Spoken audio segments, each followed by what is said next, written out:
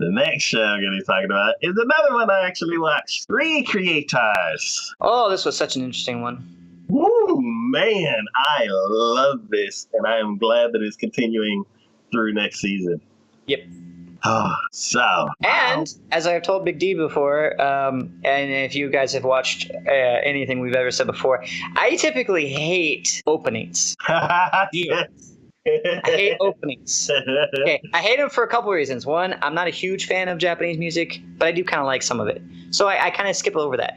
But the other thing is that typically speaking, the openings to me are like spoilers for the rest of the series. And I'm like, I don't want to watch that. Why are you just, no, I don't want to, I'm not interested in that. I'd rather come to these conclusions on my own and not have you go, oh, here's a character you haven't been introduced yet. He's an integral part. You know, like, no. Yeah. Come to these conclusions on my own. The opening for this, I love it. I love the music. I love the fact that, yes, they're introducing characters, and I'm probably glad I didn't watch the opening until the first 3 episodes, 3 or 4 episodes or whatever, because that way I saw all the characters. I've already seen all the characters that they were going to introduce, and I'm like, oh, hey, I love that person. Oh, hey. But see, they're not doing anything necessarily involved with the story. It's not a clip out of the show. No. You're literally just seeing they're doing you see them in the pose, you see them doing a fighting move or something. And you're like, oh, that's cool. Hey, whatever, sure, why not? People out there, you're gonna do an opening for an anime. That's how you do it. Do not spoil anything. Do not make it like something integral to the actual show itself. No, just have some sort of fun little thing to do and go from there, And that's kind of like why I think one of the other ones with Bleach was another one that I'd watched the openings for before. It's like, yeah, you see the characters, but they're doing random things and they're just, walking around, or maybe they're fighting, but you don't see always who they're fighting. You're just like, oh, someone's swinging their sword, doing a power. Hey, that's cool, whatever. Yeah, so, and rare intros to Naruto, they won't be doing story stuff. They'll just be like, it's a big dance party. Ah! See, and I'm like, hey, if you want to do something like that, awesome, sure, why not? But that's the reason why I hate openings. So this one, awesome opening. I love the music. I love how they and that's another thing too. Make your music match what you're doing here. This was nice, high impact, going intense, moving, kind of when I'm listening to it, I'm sitting here going, yeah, hell yeah, it's awesome, So, but then that kind of goes along with the anime because there's a lot of action sequences going on. It's high action, but it's so much fun. So I'll let you say first on this one. So I just wanted to throw that in there for the opening. All right. Where do I even begin? So basically the overarching story is that in this world, this world is basically just like our world. It's based in the Japanese manga and anime kind of community where there are popular artists and not so popular artists. The most popular characters from certain series have somehow been pulled out of their stories and they've become real and they're in our world.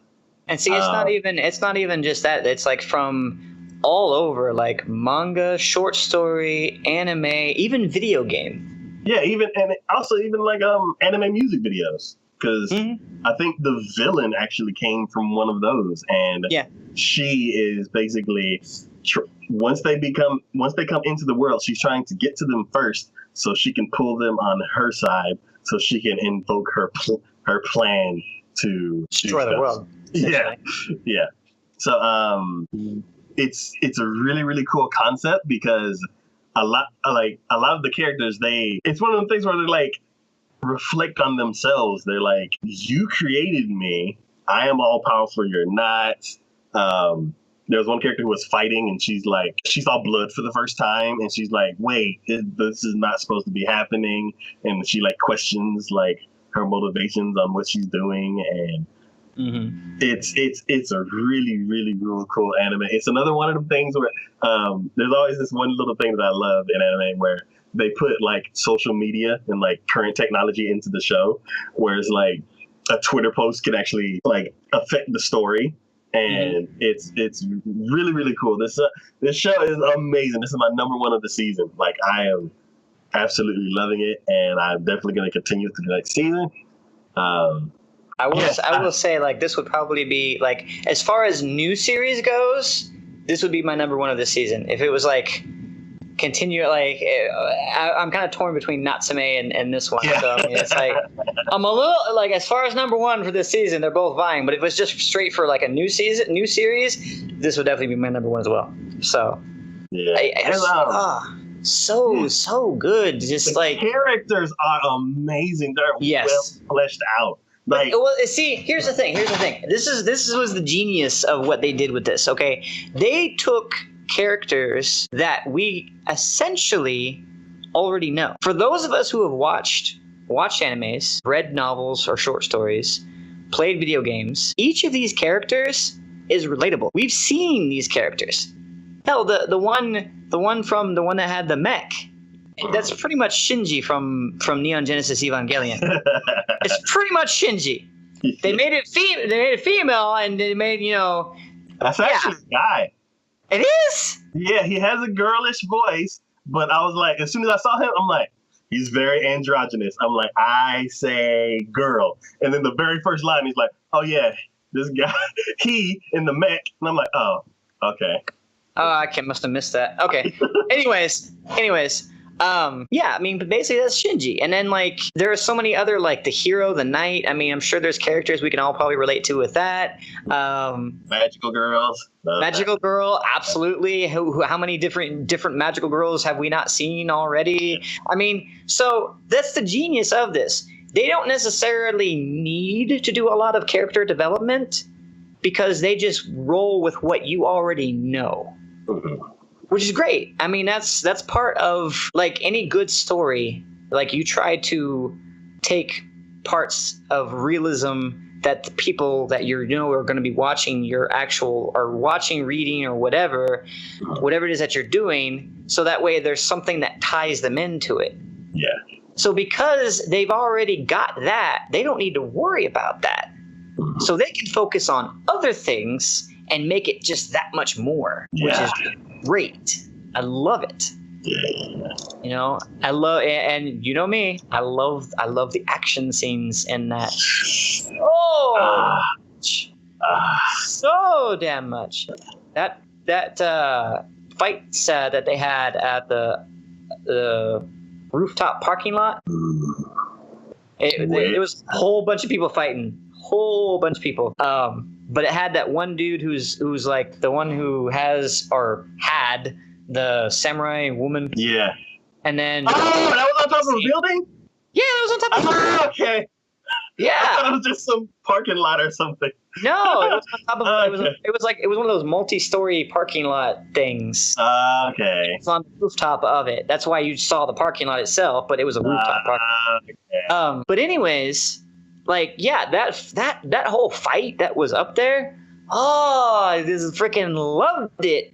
And okay, there are characters, and I've said this before, like, even when you were saying before with Eromanga Sensei, like, I said I hate the neighbor girl. Just annoyed the hell out of me. Okay, I've had characters where I'm like, I hate that character. And it turns me off from it. Yeah. That one girl that he was fighting. Which, yeah. Okay. Yes, I hate her, but it's one of those, like, that's good. You want to hate. You need that. That is her character. I'm like, you played that really well because I hate your character. Yes. You're kind of funny, but at the same time, hate your character. Yeah. So that's the exact same reaction I had to video game I played, Borderlands. Borderlands 2. They have a character called Jack in there. And his character, like, by the time the end of the game, you have the option of killing him or letting someone else kill him. I didn't even wait for them to finish. I just shot him right then and there. I'm like, stupid. Who's that guy? No discussion. like, so you can either, and I'm like, "Pfft," and I'm like, wait, you were gonna say something? I'm sorry. Was that more than that? Am I okay? Like, were you gonna say not do it? Don't worry, I handled it. It's all good. But see, that's the same thing. Like with that character, that girl, like I probably wouldn't shoot her, but at the same time, you're like, oh, I hope he wins. I hope he kicks her ass about that. And then he doesn't, and I'm like, damn it. I wanted you to kick her ass. I was so hopeful. I would say the last villain that I know for sure you got like super mad about was Beetlejuice from ReZero. Where it's like, oh, kill him. Just kill him. Yeah. Oh, God. Now you made me remember that. Damn you. You made me remember him. I was good not remembering him.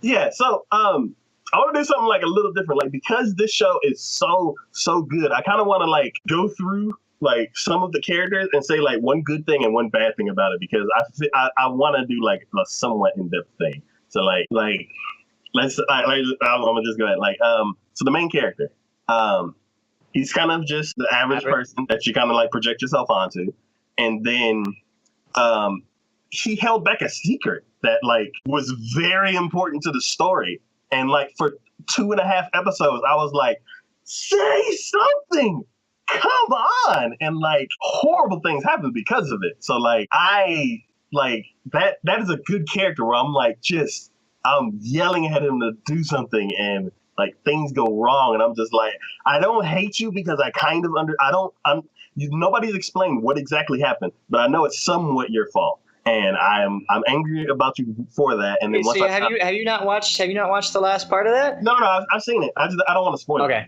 Oh, okay. I was about to say, wait. Yeah. We explained that. That was explained. Yeah. So like when you finally explain it, I'm like, okay.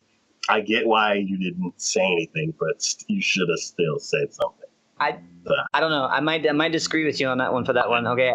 I feel, yes, his character is very average, and yes, that is intentional because you are meant to be able to project onto that character. You're meant to feel for that character and become a part of that character. Now, I don't know. Like, I knew he had something big, and I knew it was troubling him. I knew it was bothering him. When it finally came out, I kind of feel the same way that the other artist that was there talked with him about it. And I'm like, I'm not going to feel sorry for you in that regards. But at the same time, I know because the guilt that you're feeling, I can't say that you're I can't absolve you of that, but it's not necessarily, it's indirectly your fault. And that's not something you should be holding on to in that regards. Feel guilt for that, sure, but like it's a very I like how they set that up, because that is a very hard thing to like. Your emotions will cover you more than your actual mind. So his reaction and how he did that, like there have been times, don't get me wrong, like with Shinji and Neon Genesis Evangelion, I'm like, oh my god, I'm gonna kill you because you're just freaking idiot. You're not thinking, and this is not, what is it? No, stop it. I wasn't doing that with him. So like with your reaction to that, I totally understand that. But I wasn't doing that with him because they set that up in such a way that it made you, like, to me, I felt for that. And I'm like, okay, I can see why that would be a hard thing for you to be like, I want to. And you could tell when he tried to talk with what's her face, the librarian, that he wanted to. He wanted to, and that's good. That's a good character development. That's a good characterization. And, I think go ahead. Or like Mithiana, she knew he wanted to say something too. Yeah, so like that's good characterization, and being able to like without him having to even think it, monologue it to himself or say it, he wants to say something, he just can't. He can't bring himself to. Yeah. And that is great. I like that. Yeah. So I guess next character I'll talk about is the redhead fire girl. Oh yeah. So she impressed me a lot when I saw her, like when she first appeared in the series, because she kind of she's like really powerful. She's really smart. And then she kind of just takes into where she's like, you know what? I understand how all this is working. So like, I'll just make the best out of it. And once they found out like how, like what is actually happening, she'll like, okay, I'm gonna do my part. And there's nothing like I didn't like about her character. It's like I was totally on board with everything that she did. So she was kind of like she was a good character, but she was kind of like fell back as far as like me being passionate about her character. Like I was gonna say like I think she was very mid-range character. There was nothing overly bad about her. She fell right into it, and it was such a smooth transition into it. That to me, I was just like, all right, it didn't feel like you had to like get involved with her for her to get involved. Yeah. Sometimes you involve yourself with a character to feel, and they get involved, and that's when you really start to connect. Yeah. I really didn't feel like there was necessarily a connection, and that's not necessarily a bad thing. It's just because she had no outstanding like issues, problems, or concerns or anything. It was just she was very mid-range character. Yeah, it's the best way I can really say it, I think. So let's see. I think another like mid-range character was like the mech guy, the Shinji guy. Yep. But like, okay, so to me, he was kind of a mid-range character, but there was that one instance where he took the main dude out on his mech. Yeah, that was cool. Okay, so like I really didn't have instances with the flame-haired girl with that. Like she was only ever like there for like mostly the fights kind of thing. She kind of like helped things, did things. That's pretty much what it almost feels like. She's the warrior. That's what she does. She goes out there, and that should be kind of the same way with all of them. But with him, for the mech, when he took him out and they had their conversation, that's character development. That gives you a little more insight to him and allows you to feel more towards him. That's more, don't get me wrong. Like I said, they all have a connection because they all are pre-existing kind of characters.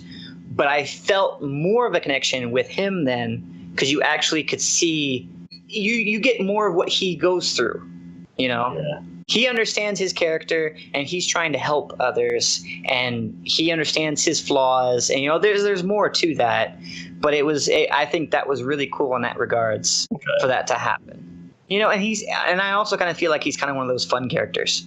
Yeah. Because he's one of those fun characters because everyone's like, he has a freaking giant mech. Yeah. And they're like, we don't want to have him there because he has a giant mech. So let's try not to use him unless we absolutely have to. They're like, it's so hard to try to cover up this stuff. They're like, we are trying our best. He was like the news reporter. He's like, we're trying to disable a bomb. Boom. And then, like, everything's fine. Boom. Don't worry. We have it under control.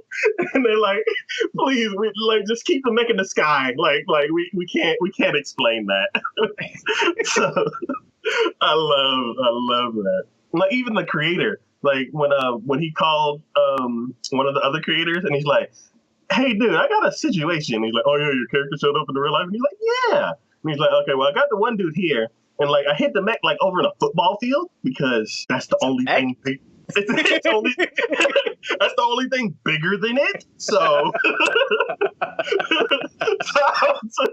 I loved the comedy of the show. I'd say, what did you think about the sword guy? I loved how he was like, I'm gonna do what I want to do, and you help me out, and I'll help you back. And then, like with a lot of the other characters, the witch got under his skin and he got like hurt. So yeah, I like him.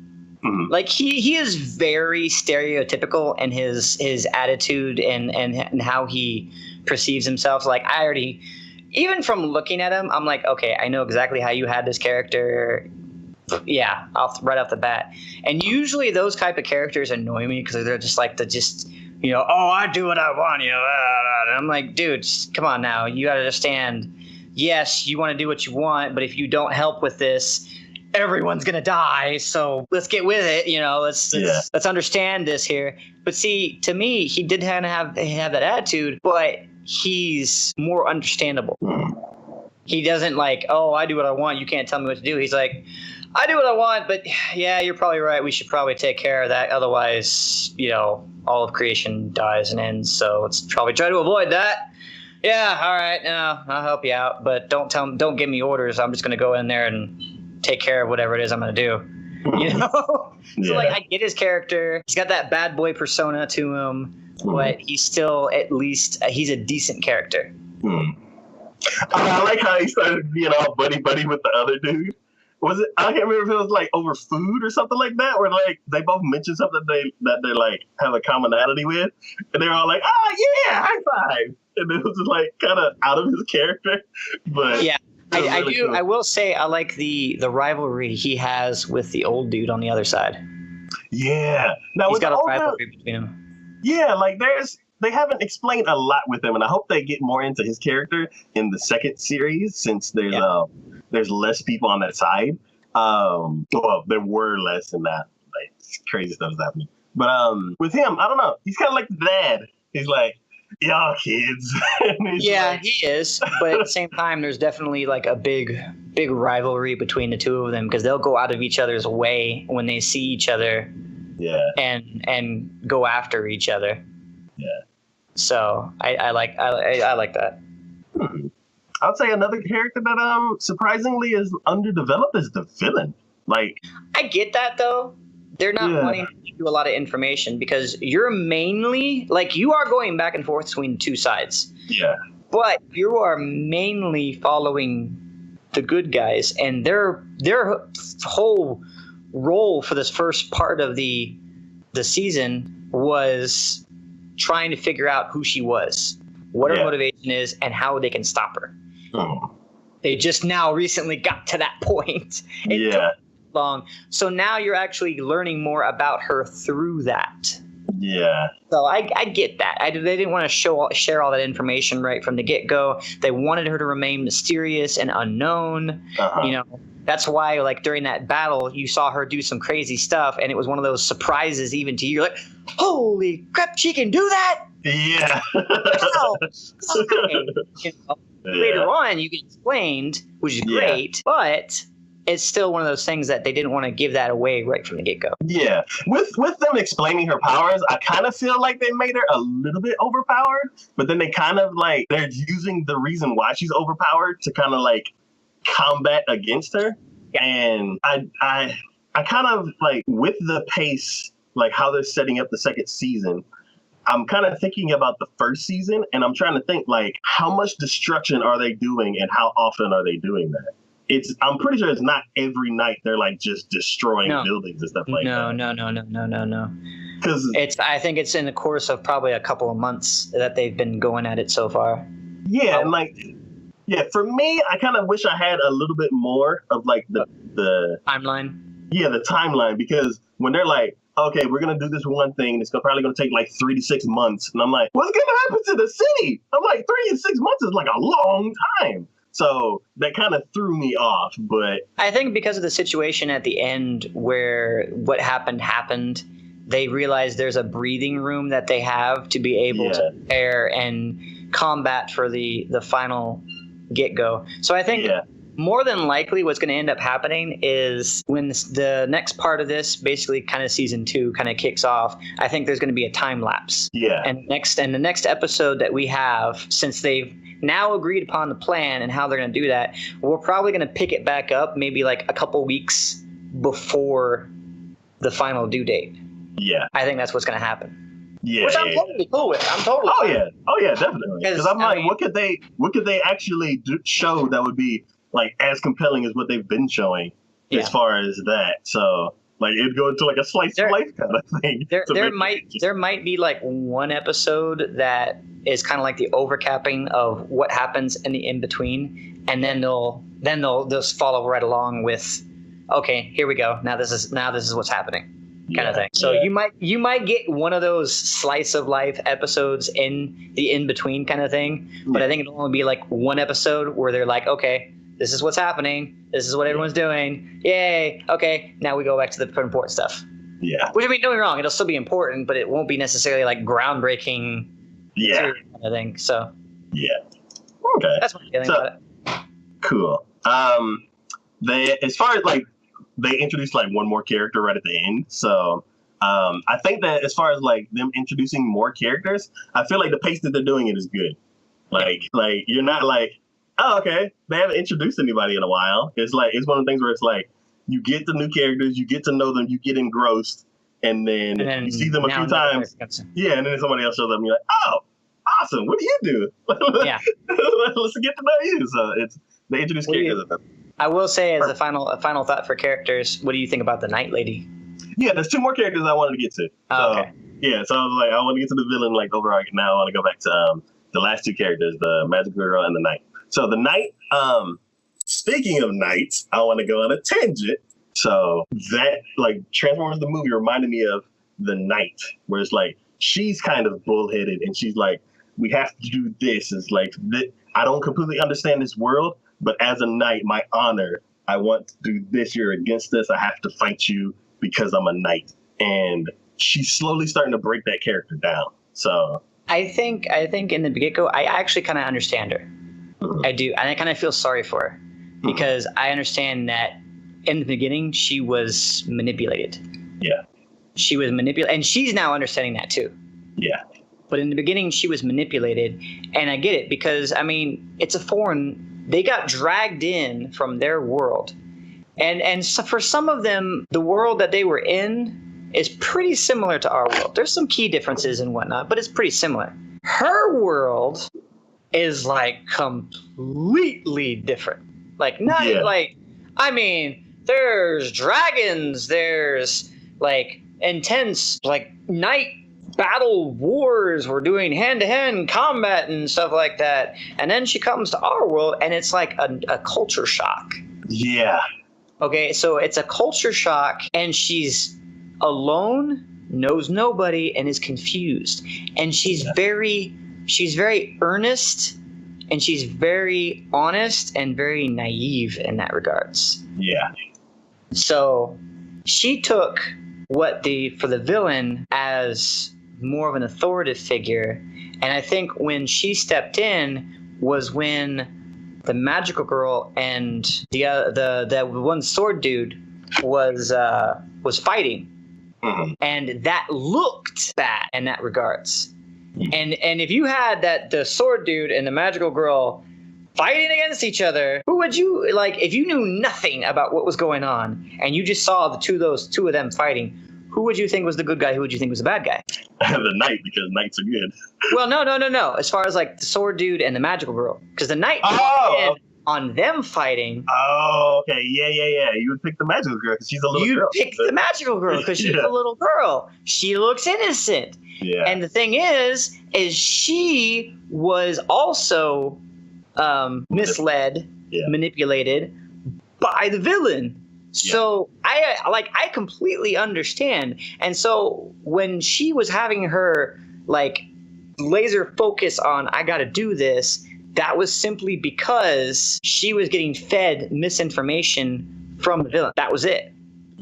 So she believed only because this is what she got told, that you're here because of this and you need to find your creator and you need to have him change your story so that way your world is a better world. And that was all she wanted. Mm-hmm. She didn't want to hurt anybody. She didn't want to kill anyone else. She only wanted her creator to change her story so that way her world would be a better place. That's all. Yeah. So I get that. And even further saying the fact that, she has, she has, obviously very bad methods, as we've seen, and her way of doing things. But again, that's from where she's from, and that's what she understands. So that's just her way of doing things. Is it a little bit rough? Yeah. Could she have done things a little bit better? Sure. But that's not something she really knows. Yeah. And especially when there's certain parts where characters are trying to explain something, she would just shut them up because, like, the foundation of her personality doesn't deal with that kind of stuff. So I love that she was like, I know now that what I'm doing may be wrong, but I don't know how to deal with this. So I'm going to just now she's actually trying to fix it. Yeah. And And it's one of the things where she got some time to just sit and think, because in the heat of battle, she's like, no, no, I can't deal with this right now. So I like that. So far, I'd say I want to say the Knight is probably my favorite character because of like how she's changing. Like so far, I think that she has like the most change. Most character development in it. Yeah. And then my second favorite is like the magical girl, because she was super powerful and she was one of the first people to like start making waves on that side. And she was naive, just like the Knight said to her a few times. And like after seeing blood and everything, she realized how powerful she was. And she kept saying, like, people would say like, use your ultimate attack, and she's like, I can't do that. And like it's really cool. Like I don't know, like I think for her, like seeing her development was probably the most exciting thing with her. She had so much development, like you were saying, from the blood thing to understanding her naivety and understanding she was wrong and then trying to fix it.